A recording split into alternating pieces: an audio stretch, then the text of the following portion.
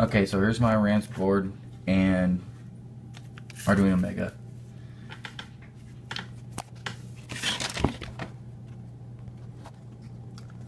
Okay, so I go ahead and I connect my board.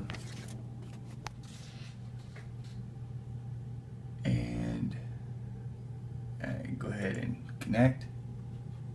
Attempting to connect to the printer. Connection is opened. And if I try to update firmware, the settings do not populate. You can give it a few seconds.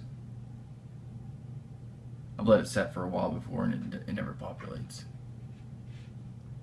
Okay, let's go ahead and X that off.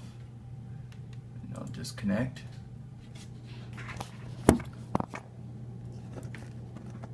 I'll connect my USB. Separate the two boards.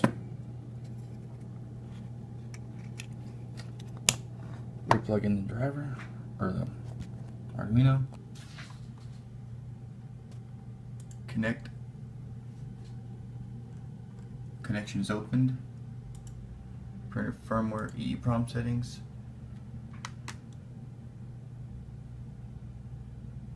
And it populates.